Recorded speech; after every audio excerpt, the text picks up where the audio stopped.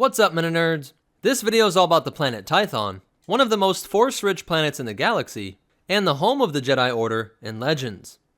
Tython was one of 11 planets in the Tython system, which was located within the deep core. Tython was the 5th planet in orbit, at 160 million kilometers out from the star Tythos, nearly the same distance that Earth is from the Sun.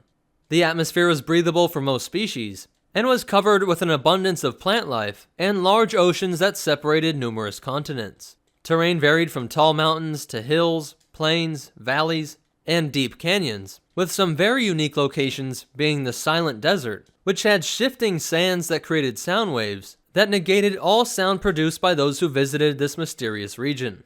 The chasm was a deep canyon that would interfere with an individual's connection to the Force, and could drive a person insane with visions of the dark side if they went too far into the chasm.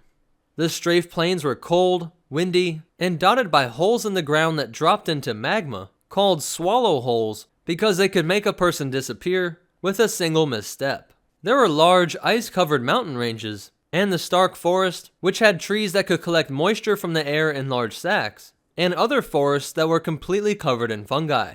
But perhaps its most striking feature is its intense connection to the Force, being one of the strongest Force nexuses in the galaxy. It was also noted for two features which were not on the planet itself, but were instead its two moons. Ashla was a white-colored moon that was strong in connection with the light side, and Bogan was the red moon with a strong connection to the dark side. The combination of these three celestial objects could interact with Force users and create natural phenomenon called Force storms and Force quakes that would wreak havoc across the planet in times when the Force was not in balance. But Tython also had some very unique creatures, with screech lizards, acid spiders, hook hawks that could hypnotize their prey, silic lizards whose biology was silicone-based and would get their energy from absorbing it through the sand. A large purple worm that had a mouthful of teeth was named the Sarl. Flame tagas, which were massive 8-legged fire-spewing cats, blood spites, which were blood-sucking bats, the enormous tentacled sea serpents called jellyfish, gids were 4-hoofed primate-looking creatures, and there was the Uxie beast, the Horanth that had a terrifying overbite with razor-sharp teeth, and Manka cats, which were originally from Alderaan, but at some point made their way to Tython, and were able to thrive on this planet because, as you can see, there was no shortage of prey.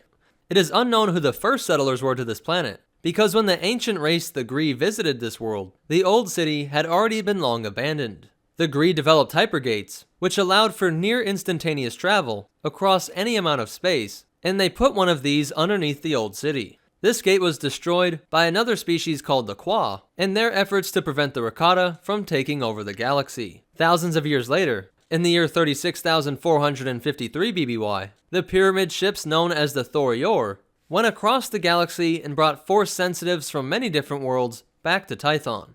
This event caused massive storms across the planet, and as this community developed, they took the name the Jedi, meaning Mystic Center in the Dai Bendu language, and would build temples around the 9 Thor Yor ships.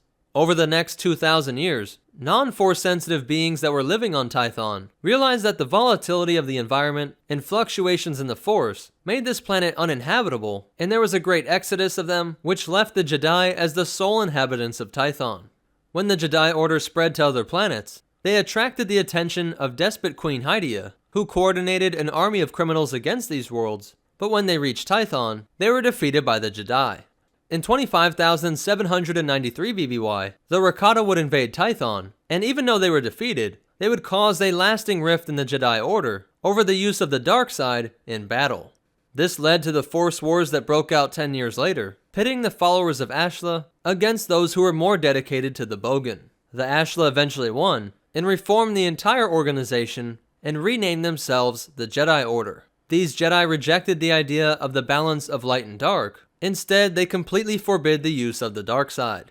With the spread of Jedi Knights across the galaxy, they encountered many other worlds, and in part due to the Force weather patterns, the light and dark side moons, and its bad history, to the planet Ossus in the Outer Rim. The Jedi would not return to their homeworld until the year 3994 BBY, when the High Council decided that the galaxy must get rid of the Terentatex, monsters that were made on Tython through the use of Sith alchemy.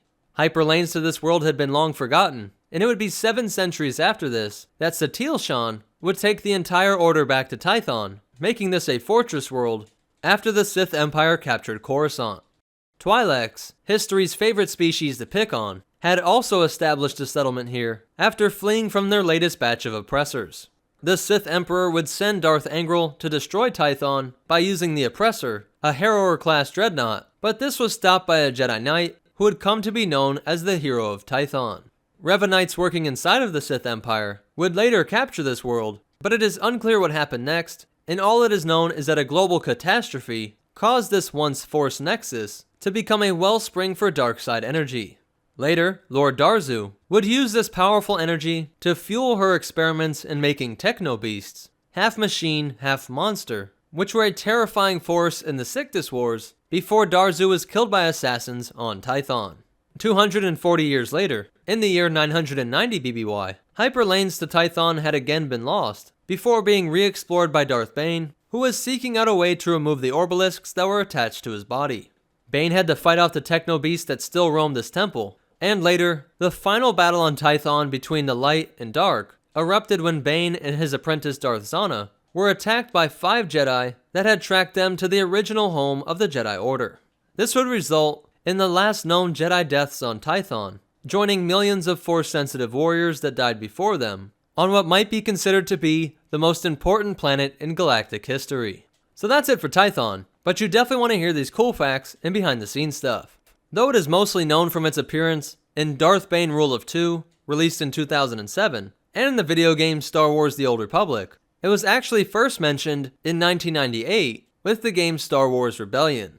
And Tython still exists in canon, and even though Ahch-To is described as being the home of the first Jedi Temple, the canon book Star Wars Complete Locations mentions that Jedi scholars had debated that the Jedi could have originated from Ahch-To, Coruscant, Jedha, Ossus, or Tython.